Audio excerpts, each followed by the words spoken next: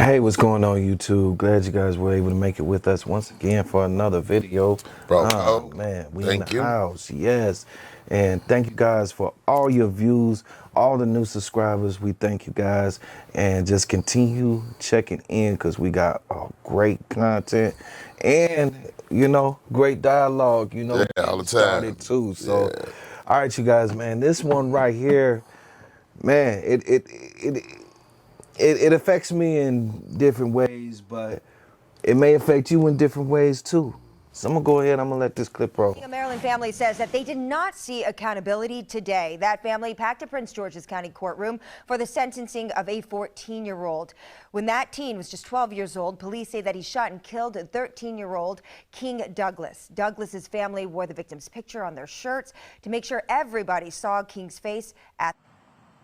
We want to get right over to Stephanie Ramirez. She joins us live from the Prince George's County Courthouse with a story you'll only see here on Fox 5. Steph? Angie, I can tell you it was an incredibly tense and emotional nearly 2-hour sentencing hearing held today in Prince George's County, where we heard testimony from even 13-year-old King Douglas's little sister, the family calling for justice, asking for this now 14-year-old suspect to be held in some kind of capacity. The judge, though, saying that it is his job to follow Maryland law when it comes to juveniles, ordered this suspect under indefinite supervised probation. Victim's mother says this is a slap in the face. To completely allow this boy to have freedom after a murder and saying, you know, I understand how serious the crime is, and then allow this boy, there's no worse crime than murder.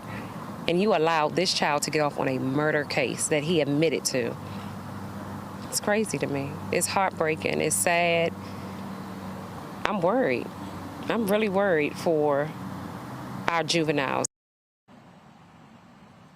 And guys, King's family and mother, frustrated with the county's push for rehabilitation, wanted a tough sentence to serve as an example to any future youth engaging in this type of violence. It was back on April 17th, 2021, while we're told school was out because of COVID. Ja'Kay McKnight says her son had asked to go hang out with friends, something his father said today he rarely does. McKnight says she dropped him off at the Capitol Heights Dave & Buster's, and later that evening, police responded to Ritchie Station Court to find the 13-year-old shot and unresponsive. Officials say a fight erupted between two groups. We're told the suspect's friend had been stabbed in that fight. When our Fox 5's Lindsay Watts first reported on this shooting, she learned from police that a 12-year-old boy later confessed to the shooting of 13-year-old King Douglas, and that a friend had handed the suspect the gun in court. It was also described, that gun there, as loaded with hollow point bullets, and the victim was shot in the back. Now, there are very strict juvenile privacy laws in the state of Maryland, so we are prohibited by the court from identifying this 14-year-old, even though he confessed and is now sentenced in this killing here. It should also be said, guys, we heard in court today that if the 14-year-old were to plead guilty to second-degree murder as an adult, he could be facing a max of 40 years.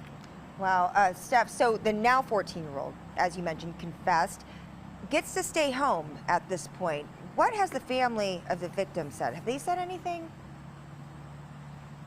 Well, here's what's going on in terms of the order today. So under his supervised probation, the judge said he has to put a GPS monitoring device back on, has to undergo both family and individual counseling, is what we're told, and also has to undergo anger management. Now, I didn't speak to the family, but I talked to the public defender representing this 14-year-old, who called this all a horrible situation, but emphasized that when this shooting happened, that the then 12-year-old was identified as, or found to be incompetent, not understanding of what was going on for about a year. That public defender saying it's because he was so young. She also said that the ruling today shows, or that the judge recognizes, there has been growth here. Angie, back to you. All right, bro.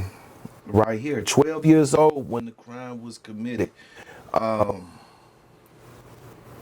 question, I guess I have to start with this question to you, bro. 12 years old. Mm-hmm. Do you think that a 12-year-old is mentally able to understand the severity of taking a life? Most of them, no, not at all. You know what I mean? And I get what the victim's family is saying, because it was my child that he shot. I don't care.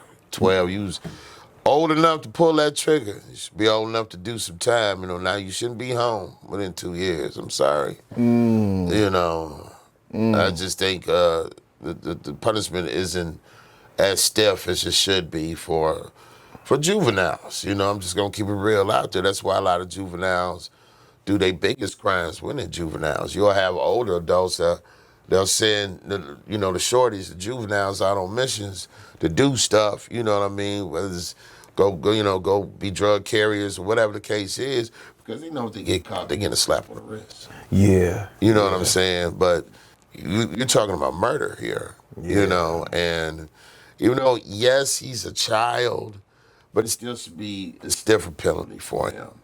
You know, whereas he gets older, even in adulthood, you know, I still think, you know, it should be something that he has to keep atoning for. So, Yes, yes.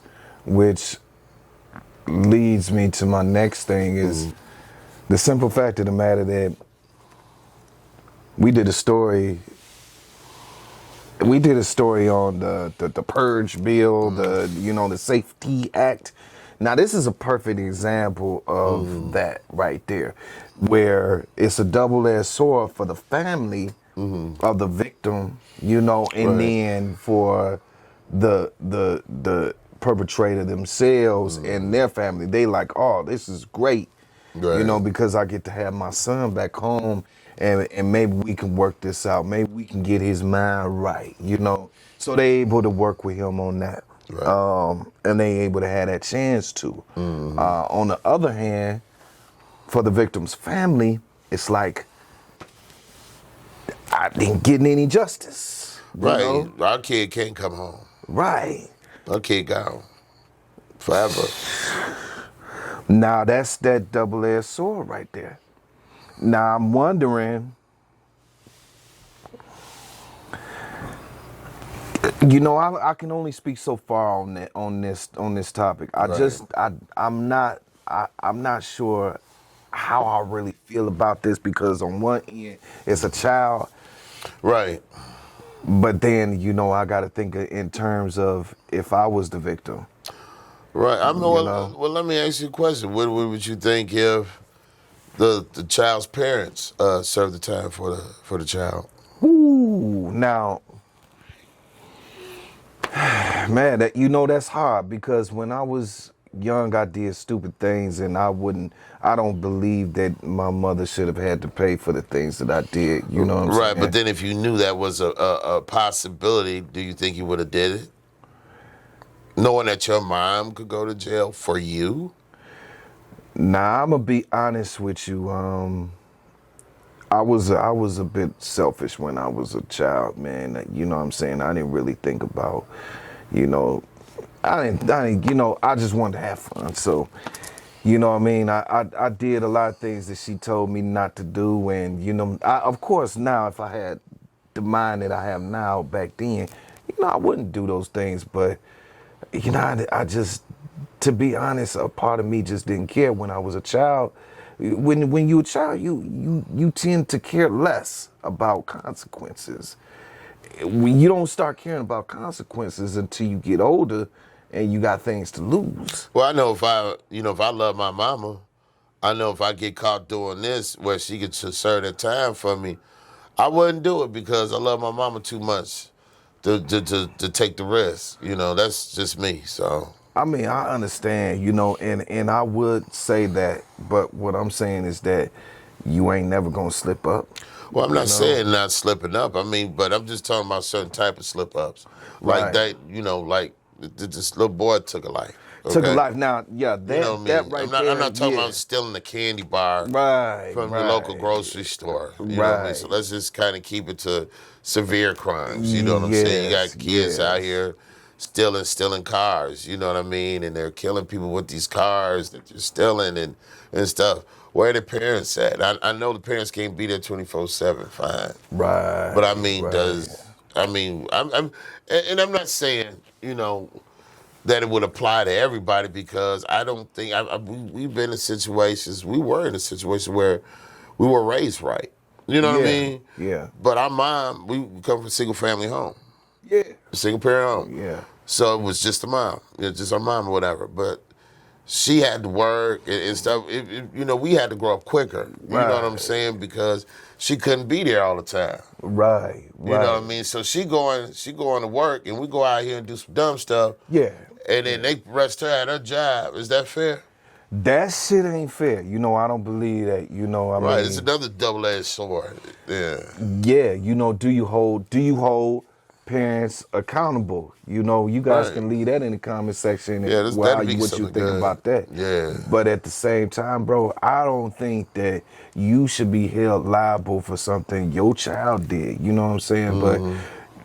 But at the same token, the raising and everything like that, the mindset and everything like that, it comes from the house first, comes from home first. So the fact that a lot of this stuff is going on, a lot of these parents ain't teaching these children anything. You know what I mean? So they may be busy, they may be working a job, but they ain't teaching them anything either. Right. I seen a lot of them. I had friends like that when I was coming up. The parents would just yell at them all the time, especially single mothers. Right. Don't do this. Don't do that. Man, What should I tell do? you, Yeah.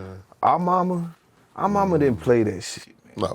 You know what I'm saying? She didn't say, she wasn't the type of mother that sit up and yell at us all day out of frustration. She could give us a look and we already know what time it is. Oh, yeah. You know what I'm saying? Very much so. Right. But then I done been other places, man, and I done been in people's houses, single mama, yeah, with the kids, and this woman sitting here yelling all day, oh, y'all don't do this, and that inadvertently, it is not teaching the child anything.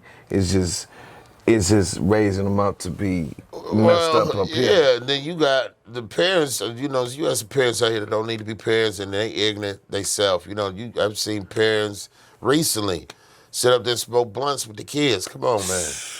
You sit up, I don't care if they're 18, you don't sit up and smoke no blunt with your kids. I'm sorry, don't drink with your kids. You be in this drunken, high stupor. You know what I mean? The kids watching this stuff. You know what I'm saying? I mean, what type of example are you? Just because you provided and raised them, don't make you a good parent. Right.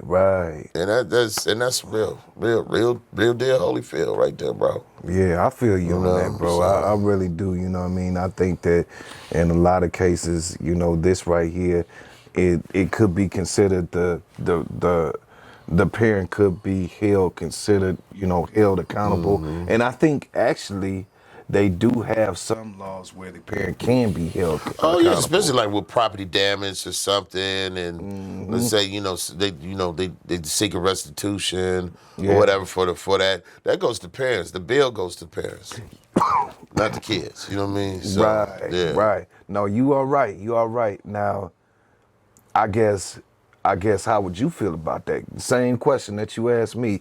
How would you feel? Like, would you think it would be better if the parents were held accountable for, crimes like this?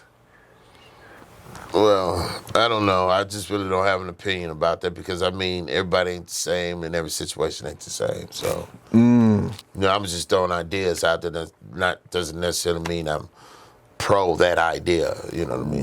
Just throwing it. I think I would be more interested in reading the comments personally, Mo. Yeah. Getting different views from people. So Most definitely. that's what I look forward to. So Yes. Well, all right, you guys, you heard it. You heard it from Bro Code. All right, you guys, go ahead, leave your comments and let us know what it is that you think in cases like this, how they should be rolled out, how the judge should handle these situations, and should the parents be held accountable for major crimes like this that their child may have done.